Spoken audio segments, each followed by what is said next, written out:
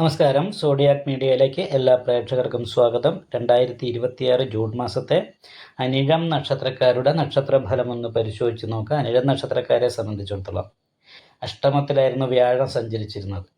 അപ്പോൾ അത് കാരണം കൊണ്ട് ദൈവാധീനക്കുറവ് പോലെയുള്ള കാര്യങ്ങളുള്ളത് കാരണം കൊണ്ട് പല കാര്യങ്ങൾക്കും തടസ്സമുണ്ടായിരുന്നു. പ്രത്യേകിച്ചും 5-ാം ഭാവത്തിൽ അലസപ്രശ്യ നിര്യാണകാരകനായിരിക്കുന്ന ശനി കൂടി നിൽക്കുന്നതുകൊണ്ട് നിരാശ പോലെയുള്ള പ്രശ്നങ്ങൾ ഉണ്ടാകുക, വീട് വിട്ട് നിൽക്കാൻ ഇടവരിക. അപ്പോൾ അങ്ങനെയുള്ള കുറച്ച് തടസ്സങ്ങളും പ്രതിസന്ധികളൊക്കെ ഉണ്ടായിരുന്നു. വീട്ടിൽ നിൽക്കുമ്പോൾ വിപരീത സ്വഭാവം, സന്തോഷിക്കുമ്പോൾ പെട്ടെന്ന് ടെൻഷനാകുക.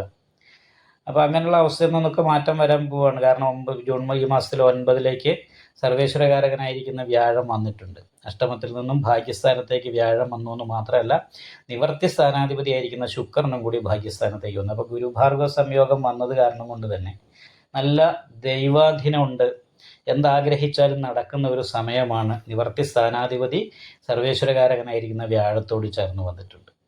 അതേപോലെ തന്നെ സ്ഥാനാധിപതിയും ധനകാരകനുമായിരിക്കുന്ന വ്യാഴാണ് ഭാഗ്യസ്ഥാനത്തുള്ളത്. അപ്പം ഭാഗ്യം കൊണ്ട് ധനവർദ്ധനവിന് യോഗമുണ്ട്. അതേപോലെ തന്നെ പിതൃസ്ഥാനീയരായിരിക്കുന്ന വ്യക്തികളുടെ ഭാഗത്തു നിന്നുള്ള അനുകൂലമായിരിക്കുന്ന ഗുണഫലങ്ങൾ അനുഭവിക്കാനായിട്ട് യോഗമുണ്ട്. മാതൃഗുണം അനുഭവിക്കാനായിട്ട് യോഗമുണ്ട്. ലഗ്നാധിപതി സ്വക്ഷേത്ര ബലവാനാണ്. പക്ഷെ അവനവൻ തന്നെ എടുക്കുന്ന തെറ്റായ തീരുമാനങ്ങൾ കൊണ്ട് പ്രശ്നങ്ങളും പ്രതിസന്ധികളും ഉണ്ടാകാൻ സാധ്യതയുണ്ട് ഈ മാസത്തിൽ. അതുകൊണ്ട് പ്രത്യേകം എന്ത് ചെയ്യുമ്പോൾ എടുത്തു ചാടി ആലോചിക്കാതെയൊക്കെ ചെയ്യാതെ വളരെ ശ്രദ്ധിച്ചും ചിന്തിച്ചും മാത്രം ഓരോ കാര്യങ്ങൾ ചെയ്യാനായിട്ട് ശ്രദ്ധിക്കണം. കർമാധിപതി നിവൃത്തിസ്ഥാനത്താണ്. അത് കാരണം ഗവൺമെൻറ് ജോലിക്ക് കാത്തിരിക്കുന്ന, PSC ഒക്കെ എഴുതി കാത്തിരിക്കുന്നവർ ഗവൺമെൻറ് ജോലി കിട്ടാൻ യോഗമുണ്ട്. എന്തായാലും തൊഴിലിൻ്റെ കാര്യത്തിൽ അനുകൂലമായിരിക്കുന്ന ഗുണഫലങ്ങൾക്ക് യോഗമാണെങ്കിലും നിലവിലിപ്പോൾ എടുത്തുകൊണ്ടിരിക്കുന്ന തൊഴിൽ ഇടയ്ക്കിടയ്ക്ക് മുടക്കങ്ങൾ വരാനുള്ളൊരു സാധ്യത കാണുന്നുണ്ട്. കർമാധിപതി ബലവാനായിട്ട് തന്നെയാണ് നിൽക്കുന്നതെങ്കിലും കർമ്മസ്ഥാനത്ത് ക്ഷുദ്രകാരകനായിരിക്കുന്ന കേതുവാണ്. അപ്പോൾ പാപയെ കർമ്മഗതി, ഇത് കർമ്മവിഹിതർ എന്ന് പറയുന്നൊരു യോഗമാണ്. പക്ഷെ കർമാധിപതി നിവർത്തി സ്ഥാനത്തുള്ളത് കാരണം കൊണ്ട് പാപയോഗം കർമ്മസ്ഥാനത്ത് വന്നെങ്കിലും അത് പൂർണ്ണമായിട്ടും തടസ്സം എന്ന് പറയുന്നൊരവസ്ഥയല്ല. എന്നാലും അപ്രതീക്ഷിതമായിട്ട് ചില ജോലിയൊക്കെ നഷ്ടം വരുന്ന അവസ്ഥകളൊക്കെ അഭിമുഖീകരിക്കാൻ സാധ്യത കൂടിയുണ്ട്. അപ്പം അത് കാരണം കൊണ്ട് ശ്രദ്ധിക്കണം. ശിവക്ഷേത്രത്തിൽ ശംഖാഭിഷേകം, നെയ്വിളക്ക് മുതലായിട്ടുള്ള വഴിപാടൊക്കെ ചെയ്തിട്ട് കർമ്മ തടസ്സം ഉണ്ടെങ്കിൽ അത് പരിഹരിക്കാനായിട്ട് ശ്രദ്ധിക്കണം. അതേപോലെ തന്നെ നിരാശ, അലസത, ഇപ്പം ഇങ്ങനെയുള്ള കാര്യങ്ങളൊക്കെ ഉണ്ടാകാനുള്ള സാധ്യതയുണ്ട്. വീട് വിട്ട് നിൽക്കാനാണ് യോഗം. 4-ാം ഭാവത്തിൽ രാഹുവാണ്.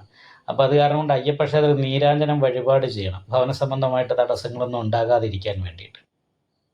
എന്തായാലും ഗുരുശുക്ര യോഗമുണ്ട്. വിശ്രുത ഗുണ എന്ന് പറയുന്നൊരു യോഗമുണ്ട്. 4 പേർ അറിയപ്പെടാൻ, കീർത്തി കേൾക്കാനായിട്ട് യോഗമുള്ളൊരു സമയമാണ്. അപ്പോൾ എന്തായാലും സ്വന്തമായിട്ട് ചെയ്യുന്ന പ്രവൃത്തിയിലും ചെയ്യുന്ന എന്തെങ്കിലും പ്രത്യേകമായിട്ട് നല്ല സ്കില്ലൊക്കെ ഉണ്ടെങ്കിൽ അതിലൊക്കെ 4 പേർ അറിയപ്പെടുകയും മറ്റുള്ളവരുടെ അംഗീകാരം കിട്ടാനൊക്കെ യോഗമുള്ളൊരു സമയം കൂടിയാണ്. അപ്പോൾ അത് കാരണം കൊണ്ട് അനുകൂലമായിരിക്കുന്ന ഗുണഫലങ്ങൾ തന്നെ പ്രതീക്ഷിക്കാം. കാലിൻ്റെ മുട്ടിന് വേദന പോലെയുള്ള പ്രശ്നങ്ങൾ, അസ്ഥി തേയ്മാനം പോലെയുള്ള പ്രശ്നങ്ങൾ കൊണ്ട് വേദന, വിഷമങ്ങൾ ഉണ്ടാകുക. അതേപോലെ തന്നെ ഈ കഴുത്ത്, കൈകൾ, ഹൃദയസ്ഥാനം, ഇവിടെയൊക്കെ ഇടയ്ക്കിടയ്ക്ക് രോഗാവസ്ഥ കാര്യങ്ങൾക്ക് യോഗമുണ്ട്. അതും ഒന്ന് ശ്രദ്ധിക്കണം. അപ്പം ഇങ്ങനെയുള്ള ചെറിയ ചെറിയ കുറച്ച് പ്രശ്നങ്ങൾ മാത്രമേ കാണുന്നുള്ളൂ. മറ്റെല്ലാ രീതിയിലും അനുകൂലമായിരിക്കുന്ന ഗുണഫലങ്ങൾക്ക് തന്നെ യോഗമാണ്. എന്തായാലും രാഹുപൂജ ചെയ്യുക, ശനീശ്വരന് നീരാഞ്ജനം വഴിപാട് ചെയ്യുക, ശിവക്ഷേത്രത്തിൽ ശംഖാഭിഷേകം, നെയ്വിളക്ക് മുതലായിട്ടുള്ള വഴിപാടുകളൊക്കെ ചെയ്ത് നന്നായിട്ട് പ്രാർത്ഥിക്കുക. നിങ്ങൾക്ക് ഈ വീഡിയോ ഇഷ്ടപ്പെട്ടാൽ ലൈക്ക് ചെയ്യുക, നിങ്ങളുടെ അഭിപ്രായങ്ങൾ കമൻറ്റ് ചെയ്യാം. ജ്യോതിഷവുമായി ബന്ധപ്പെട്ട കൂടുതൽ കാര്യങ്ങൾ അറിയാൻ ഈ ചാനൽ സബ്സ്ക്രൈബ് ചെയ്യുക. ഞങ്ങളുടെ ഓൺലൈൻ കൺസൾട്ടൻസി നമ്പർ താഴെ ഡിസ്ക്രിപ്ഷൻ ബോക്സിൽ കൊടുത്തിട്ടുണ്ട്. ആവശ്യമുള്ളവർക്ക് കോൺടാക്റ്റ് ചെയ്യാവുന്നതാണ്.